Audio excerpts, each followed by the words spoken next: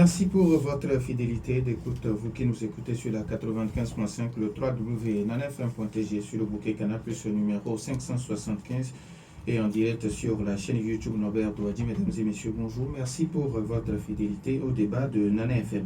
La campagne en vue des prochaines législatives et régionales se poursuit sur l'ensemble du territoire national. Quels sont les programmes des candidats en faveur des jeunes? C'est l'interrogation qui sera la nôtre ce matin. Et pour en parler, je reçois Madame Mazalo Katanga. Elle est candidate UNIR. Madame, bonjour. Bonjour mon frère, comment vous allez? Dieu merci et merci d'avoir accepté notre invitation. C'est nous qui vous remercions pour l'opportunité que vous nous offrez de parler à tous les Togolais, toutes les Togolaises pendant cette période importante de campagne électorale. Alors les auditeurs, vous avez donc la possibilité d'intervenir dans ce débat sur nos deux numéros 91 09 71 71 ou le 96 61 58 58. Je suis Norbert Douadi et Stan Tekwa sur la mise en onde.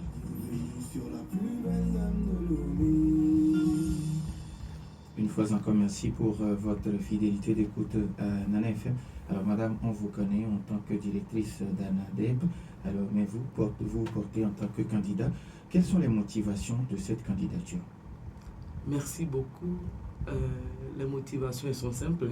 Je suis togolaise et j'ai l'âge de pouvoir briguer à des mandats. Et donc, c'est ça d'abord. Et également, je regarde le programme de développement du grand parti UNIR me séduit énormément. Et donc, j'ai voulu aussi apporter ma contribution en participant à cette élection. Et également, c'est un message que je veux donner aussi à toutes les femmes, de s'essayer parce que la politique n'est pas seulement l'apanage des hommes, mais nous aussi les femmes essayons et c'est en se lançant nous toutes, un grand nombre de femmes en se lançant dans ce genre d'activité, nous pourrons apporter notre touche spéciale de femmes pour faire avancer un certain nombre d'aspects en matière politique. Voilà aussi des éléments qui m'ont poussé à ça. Alors, depuis plus d'une semaine, vous êtes sur le terrain en train de faire la cour aux populations afin qu'elles portent leur choix sur votre liste. Comment vous appréciez l'ambiance sur le terrain? Merci beaucoup, mon frère. Je crois, moi, je suis vraiment impressionné positivement par le comportement des uns et des autres. Nous sommes plusieurs et quand je prends la préfecture du Golfe, nous sommes au moins 28. Nous sommes 28 partis et acteurs qui voulons conquérir la voix des électeurs le 29 avril. Et je suis allé partout. Je suis allé partout, presque. Et donc, je n'ai pas senti des zones non accessibles à mon parti UNIR. Tous les quartiers, toutes les communes sont ouvertes, en tout cas au parti UNIR. Et j'ai eu la chance aussi de rencontrer, au cours de l'animation de certains de mes meetings, j'ai eu la chance d'avoir même les autres frères togolais qui ont d'autres couleurs, venir participer à mon meeting avec beaucoup de courtoisie. J'ai eu la chance, étant dans des groupes, rencontrer d'autres groupes différents de ceux de mon parti, où avec beaucoup de respect, avec beaucoup de courtoisie, on s'est salué, on s'est dépassé sans eux. Et donc, tout ceci, et dans les quartiers, en tout cas au cours des meetings, c'est vraiment un climat de paix, un climat de fête. Voilà, c'est vraiment un climat de fête et de convivialité entre nous et les militants et les sympathisants que nous rencontrons. Et donc, ceci me fait dire combien le Togolais et la Togolaise ont évolué, ont mûri dans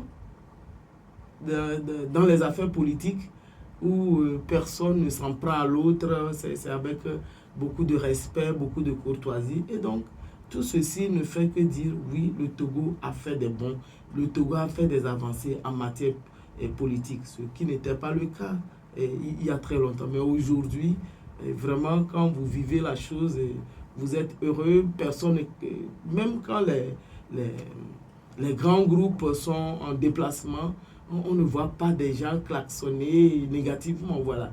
Donc c'est vraiment tout ceci qui me fait dire bravo à tous les Togolais, bravo à toutes les Togolaises pour cette maturité d'esprit. Alors, certains Togolais ont encore la peur au ventre parce qu'on ne sait pas comment ça va se présenter, surtout le bulletin de vote. Alors, quel travail de pédagogie vous faites à l'endroit des électeurs pour leur montrer la conduite à tenir pour correctement voter, pour ne pas faire ce qu'on appelle le bulletin nul? Merci beaucoup. Nous sommes, en tout cas, du côté du parti Union pour la République, nous sommes assez conscients de ce défi-là. Parce que d'abord, comme je le disais, on a jusqu'à 28 candidats, 28 têtes de liste, et donc ça fait un grand papier.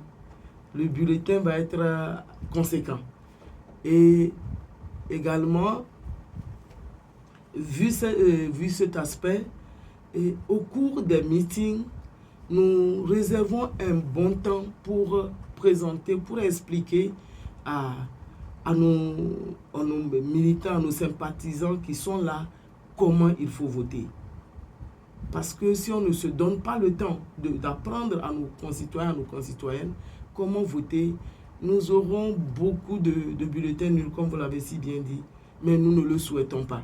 Et quand nous finissons et que nous partons, nous avons également des équipes qui sont là, qui font ce que nous appelons communément le porte-à-porte et qui mettent l'accent sur comment voter. Parce que si on ne fait pas un gros travail, on risque de ne pas avoir les résultats que nous voudrions. Et également, ces exercices sont aussi relayés par des messages sur la toile pour que ceux qui aussi ont accès à ce canal de communication puissent apprendre et apprendre aux autres aussi comment il faut voter pour éviter les bulletins nuls. Nous sommes vraiment conscients de cela et des actions sont prises à cet effet. Madame, certains candidats préfèrent la proximité avec les citoyens au grand meeting. Oui. Alors vous, quelle méthode vous adoptez? Est-ce que vous préférez les grands meetings ou vous adoptez également cette méthode de porte-à-porte? Nous utilisons toutes les méthodes qui permettent d'atteindre tous les Togolais, toutes les Togolaises. Et nous avons les grands meetings, mais nous avons aussi, je dirais aussi, des meetings de proximité. Et nous avons les grands meetings, nous les animons peut-être au niveau des communes, au niveau des grands quartiers. Mais nous faisons tout pour que tous les quartiers du Grand Lomé accueillent ce message, le message de UNIR qui voudrait qu'on vote pour ces candidats. Et donc, en plus de cela, nous avons les porte-à-porte qui se font. Nous avons aussi les réseaux sociaux aujourd'hui, comme tout le monde est sur TikTok, tout le monde est sur YouTube et autres. On essaye dans la mesure du possible d'apporter l'information à ce niveau. Et nous vous remercions aujourd'hui parce que vous nous offrez votre plateau pour que nous puissions atteindre des gens qui, compte tenu de leur occupation professionnelle, n'arrivent pas à prendre part aux meetings et autres, et de nous écouter et de nous connaître.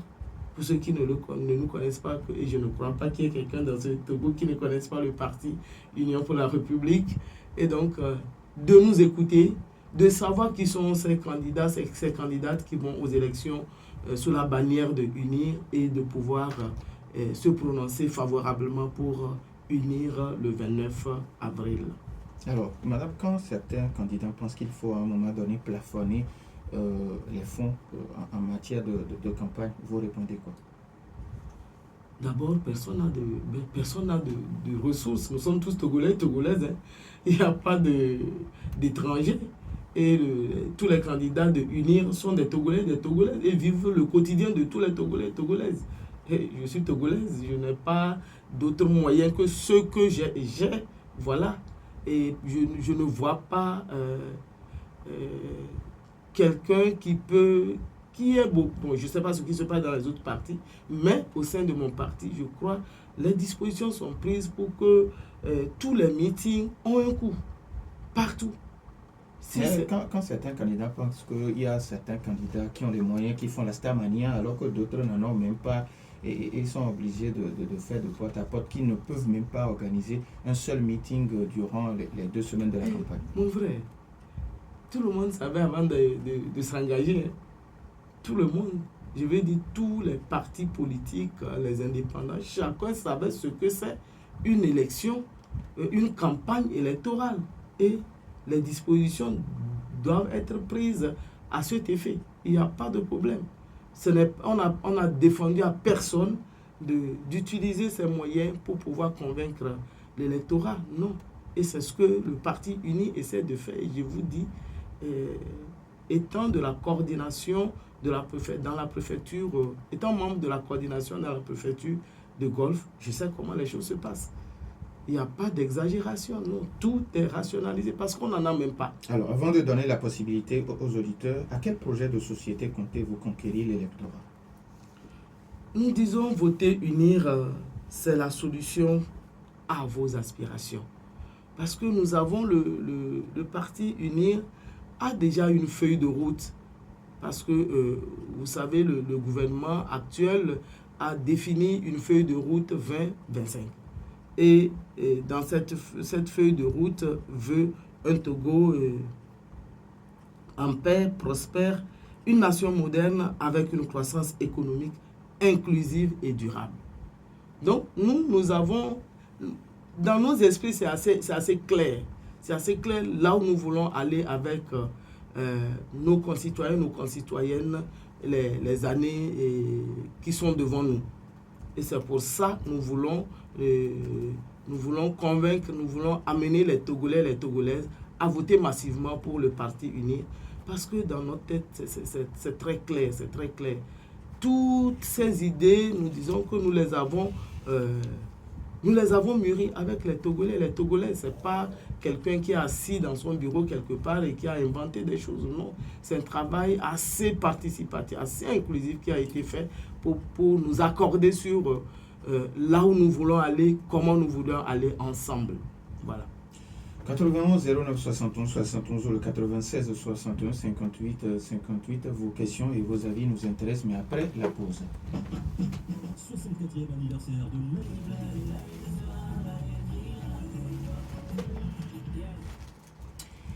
91 09 71 71 ou le 96 61 58 58. Monsieur Garo, bonjour.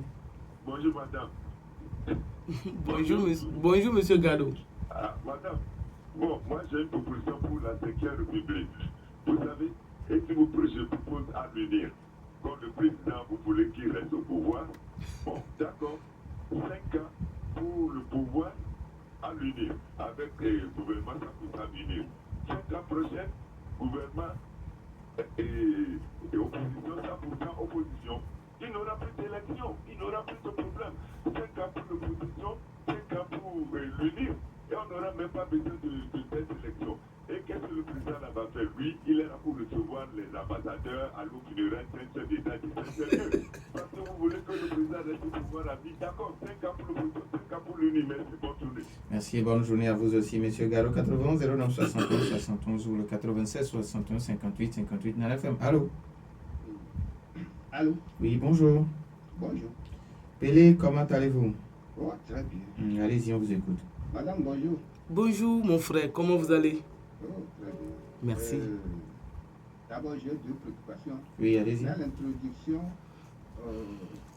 j'avais posé une question à madame, je pense que c'est sur ce plateau, madame, que quel est son secret de gagner 3 postes juteux au Togo? En l'occurrence, la NADEP.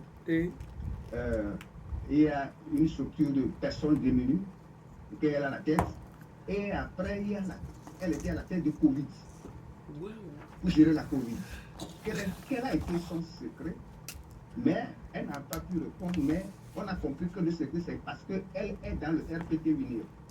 C'est ça le secret. C'est-à-dire toute l'administration, tous ceux qui sont dans le RPT Unir, ce sont tous qui gagnent des postes juteux. Voilà. Maintenant, la question que je voudrais poser. Oui. Madame, avec tous ces postes juteux là, je pense que beaucoup des Togolais, qu'est-ce qu'il va répondre à des Togolais qui disent qu'elle est parmi les milliardaires? Parce que c'est des questions que les gens posent. Deuxième préoccupation. Je pense que le thème est que quel programme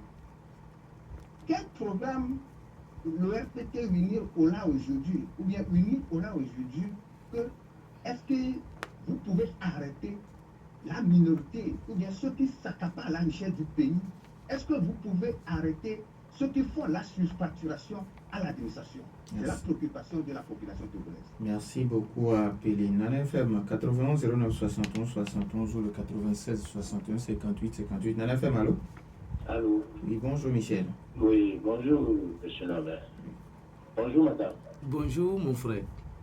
Bonjour, madame. Comment vous allez? Je vais bien. Merci.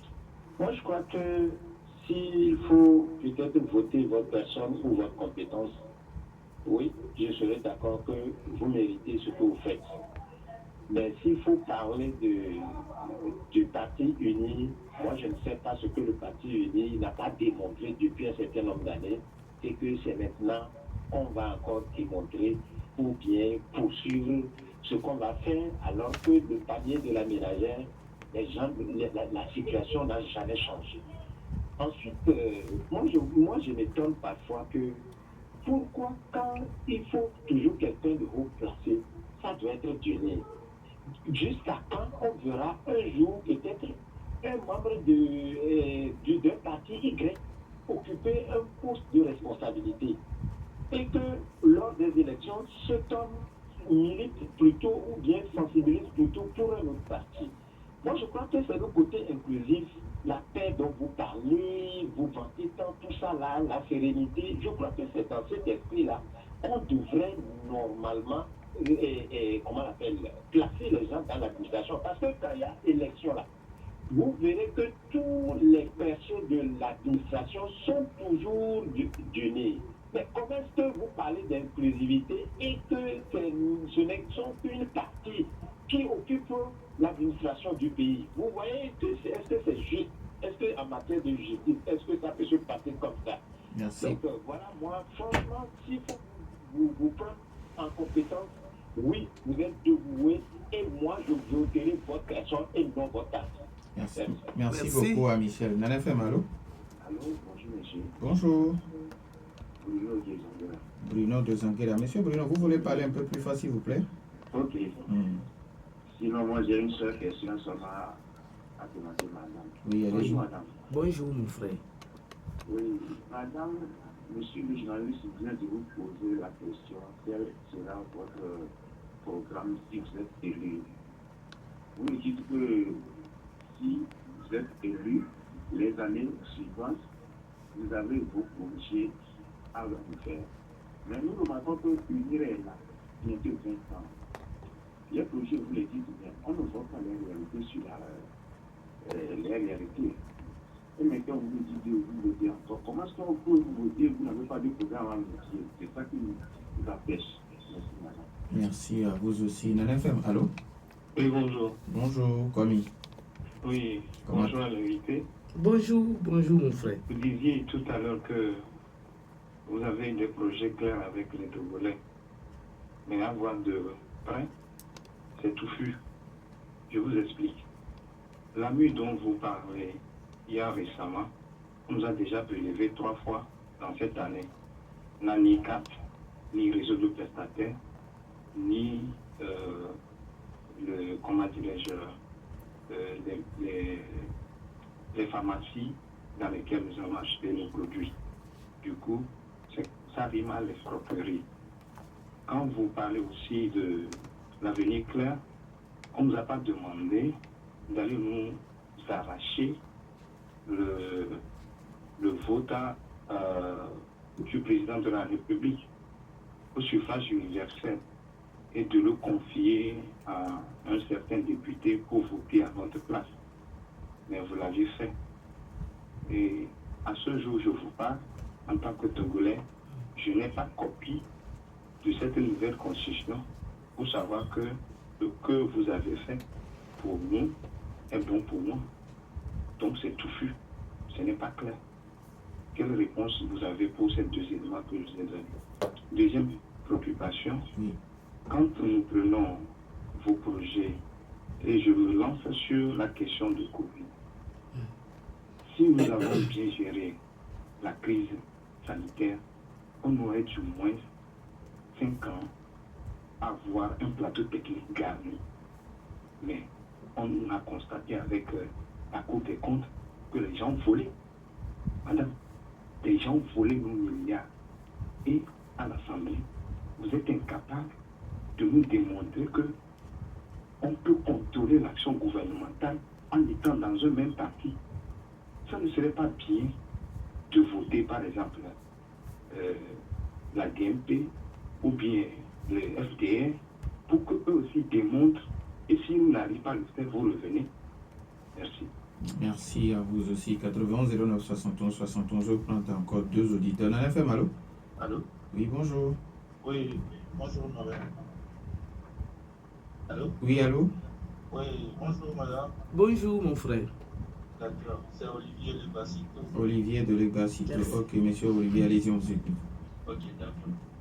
Je pense que mes prédécesseurs ont déjà tout dit, mais ce qui me tient à cœur depuis la dernière fois de l'ouverture des campagnes, c'est de savoir quel est le bilan économique, social et politique que UNI peut nous présenter avant d'appeler encore les Togolais à voter pour leur liste. Je l'ai dit la dernière fois sur votre antenne, les Togolais sont dans la misère. Nos centres de santé manquent de plateaux techniques. Les enseignants sont en nombre insuffisant dans nos écoles. Mais UNI continue par dire que nous avons une feuille de route pour le bien-être de la population.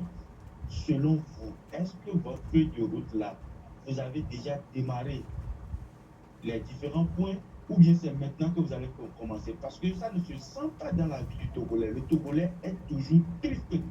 Le Togolais végète dans la misère. Merci et bonne journée. Merci et bonne journée à vous aussi. 91 09 71 71. Nana FM, allô? Allô? Monsieur Koko, bonjour. Bonjour, monsieur Naven. Oui, allez-y, on vous écoute. Bonjour, madame. Bonjour mon frère.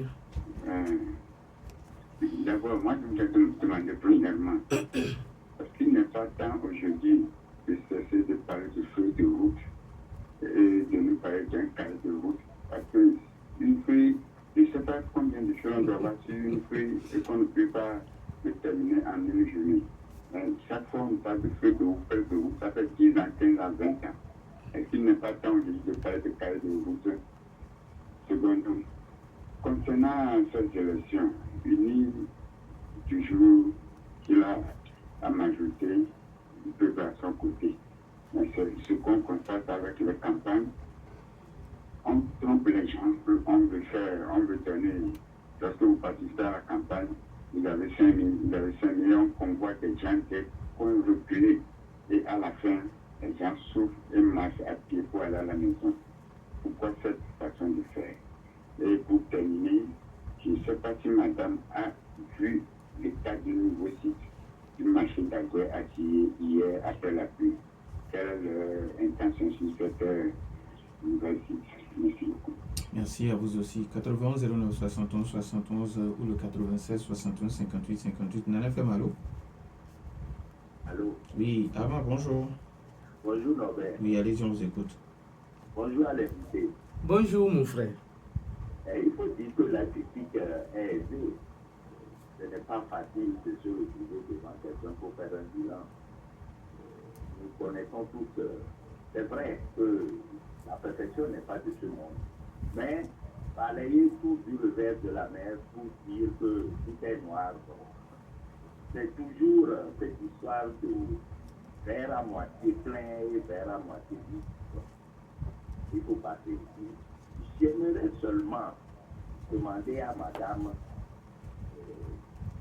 les gens ont reconnu les compétences qu'elle-même elle a. Elle a travaillé au niveau du Canada, on a vu les résultats. La personne ne peut le nier. Aujourd'hui, j'aimerais que certains de ces programmes, comme les cantines scolaires, puissent vraiment aller plus loin que ça. Parce que c'est vrai, dans certains points de notre pays, il va falloir vraiment mettre un accent particulier sur le social. Merci. Bonne journée à vous aussi, Armand. Je pense qu'on ne va plus prendre, ou bien nous avons notre auditeur pour qu'on puisse prendre le tout dernier. Est-ce qu'il est là? Nana FM, allô? Oui, allô? Oui, bonjour. Oui, bonjour. Monsieur Bonjour. Basile, comment allez-vous? Je vais bien et vous? Oui, Dieu merci. Je salue madame. Bonjour mon frère. Je pense que c'est elle qui avait piloté ces affaires de novicier outre là, non? Oui. Oui. C'est ça, non? Oui, oui. D'accord. On prend toujours les mêmes et on recommence. Et moi, ce que moi je veux lui demander concrètement, non mais je vous prie, est-ce qu'ils n'ont pas pitié du peuple togolais? Ça, c'est la première question. Ça, je l'ai déjà posé comme question. Eux-mêmes, ce qu'ils font, ce qu'ils font, ils ne sont pas rien que les femmes là-bas, ce qu'ils font au peuple togolais, ils n'ont pas pitié de ce peuple. C'est ce que moi, je me demande. On veut observer les élections. Vous dites non. Mais vous instituez un truc parlementaire pour les régimes parlementaires, c'est des élections transparentes, libres, équitables, démocratiques. Vous ne voulez même pas qu'on vienne, c'est-à-dire c'est la religion catholique qui est. Moi, je ne sais pas comment je vais parler ça. Merci beaucoup à M. Basile. Je pense qu'on ne va plus prendre d'auditeurs. Madame, avant d'aller aux questions des auditeurs, il y a une autre question sur la question de l'employabilité. À quoi la jeunesse togolaise peut-elle s'attendre avec le Parti uni dans le cadre de ces élections législatives et régionales? Merci beaucoup. L'employabilité des jeunes et même des femmes aussi. Voilà. C'est vrai qu'on met l'accent sur la jeunesse, mais on reconnaît que dans notre pays, la pauvreté est jeune et femme. Donc, voilà, les deux cibles sont très prises en compte dans tout ce qui se fait pour lutter contre le chômage dans notre pays. Qu'est-ce qui se fait? Mais on va continuer par faire ce qu'on faisait et l'amplifier. On a des initiatives pour accompagner les jeunes, qu'ils soient diplômés ou non diplômés.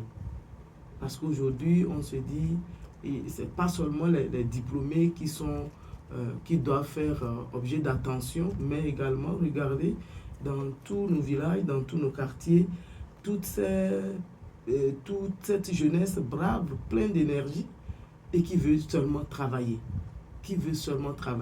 Et donc, on a des initiatives à l'endroit de toutes ces personnes-là. On a même tout un ministère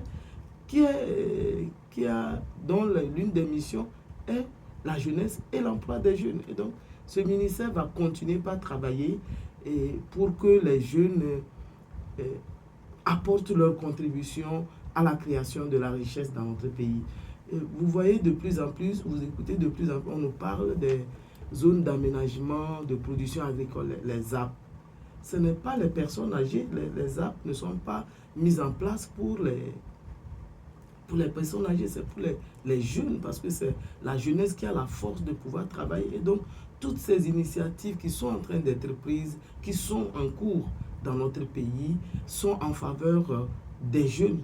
Et donc, on a un pays sous-développé, et il faut quand même, pour pouvoir lutter contre, en tout cas, pour pouvoir enclencher notre développement, nous avons besoin dans un premier temps de bien manger, de manger ce que nous produisons.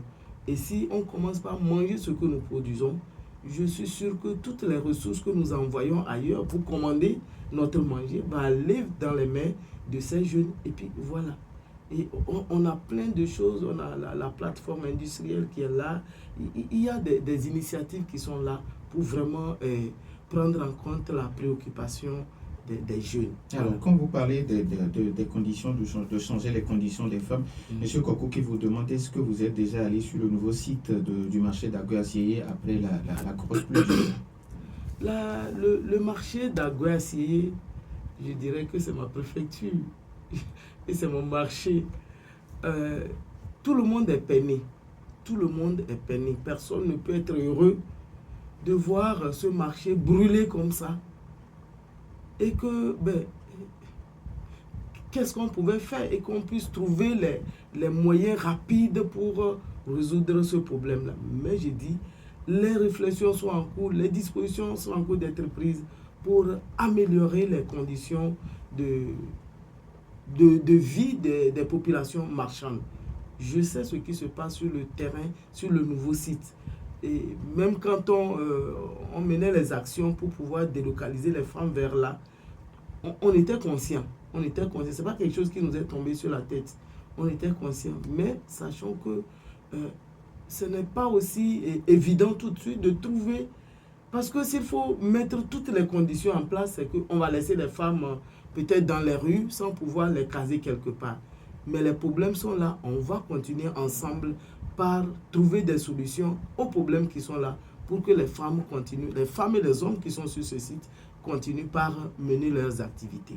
Alors, quand Olivier de Zanguera qui pense que quel bilan économique et encore social vous pouvez dresser aujourd'hui? C'est vrai que ça va être bateau, ça va être colossal. On ne peut pas, au cours d'une émission de 60 minutes, on doit parler de tout, faire le bilan économique, le bilan social et tout de l'action du gouvernement, et de l'action du Parti uni. Nous savons tout le travail que nous faisons à l'endroit de tous les Togolais, de toutes les Togolaises. Et donc,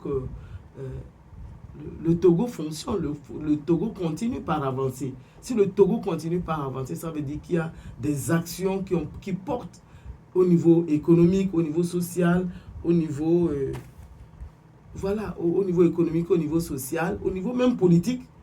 C'est tout ça là qui fait avancer le Togo. Le Togo n'est pas resté au statu quo. Non, le Togo n'est pas resté au statu quo. La preuve, c'est qu'il y a des actions qui sont réalisées, qui sont en cours aussi de réalisation dans notre pays. Voilà. Alors, comme il pense qu'avec l'expérience que nous avons eue avec la SARS-CoV-2 ou encore COVID-19, on aurait pu avoir un plateau technique assez garni, mais ce n'est pas le cas. Il ne constate pas ça dans les centres aujourd'hui, dans les centres de santé. Merci. On peut pas dire qu'il ne constate pas. Non, peut-être qu'on ne veut pas regarder. Allez-y dans nos centres de santé et appréciez avec tous les acteurs qui sont là-bas. Ce n'est pas rester de loin, peut-être jeter un coup d'œil et commencer.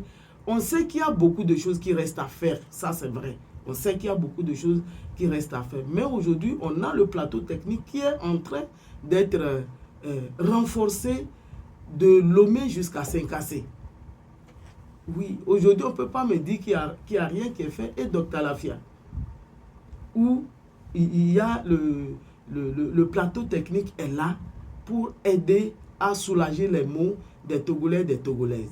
Il y a les hôpitaux mères et enfants qui sont en train d'être conçus parce que nous avons constaté que cette cible, c'est-à-dire l'enfant et la mère, ont besoin des soins spécifiques. Et si on veut tout le temps les mettre dans les grands centres de santé, souvent, ils ne sont pas suffisamment pris en charge. Donc, on est en train de mettre en place ces infrastructures, les équipements vont arriver. Et si tout va bien, dans 3 mois, on peut commencer par avoir des actions de ces centres de santé. Voilà. Aujourd'hui, je discutais avec quelqu'un de la santé qui me disait, aujourd'hui, on a quand même nos centres de santé, nos grands centres de référence ont quand même des appareils pour les analyses qu'ils n'avaient pas avant. Donc, je me dis, le travail est en cours d'être fait. Et au Togo, nous avons... Le problème se pose partout. Quelqu'un a parlé tout de suite des enseignants. Mais nous savons aussi dans notre pays comment des centres sont ouverts pour former les enseignants, que ce soit du primaire, du préscolaire ou du collège. Tout ceci, on est conscient. C'est quand on n'est pas conscient que c'est dangereux. Nous sommes conscients de l'insuffisance. Nous sommes conscients que notre population s'augmente tous les jours et qu'on a besoin de former les enfants que nous sommes en train de mettre au monde. Il faut qu'on les forme très bien. Et donc, le dispositif est là pour les centres de formation, pour les enseignants, sont là dans notre pays pour répondre à ce besoin d'enseignants dans les écoles. Alors, quand, comme il toujours, qui pense qu'on peut être du gouvernement et contrôler efficacement l'action du gouvernement? Oui, ça se fait. Ça se fait, mais quand il y a eu le rapport sur la gestion des ressources Covid, est-ce que vous avez vu, est-ce qu'on a vu dans notre pays des gens qui ont applaudi là où ce n'était pas bien? Non. Et c'est de tous les bords. De tous les bords. Je pourrais dire que l'Assemblée qui a travaillé sur ce dossier était majoritairement de unir. Et donc, on n'a pas applaudi. Là où on trouvait que ce n'était pas bien, on a haussé le ton, on a demandé plus d'explications aux acteurs qui sont venus les apporter. Mais n'oublions pas que la Covid était une crise et le Togo n'avait jamais géré une crise. Surtout une crise de santé où vous devez répondre en même temps pour sauver les gens, où vous devez respecter tel ou tel mécanisme. C'était un peu compliqué.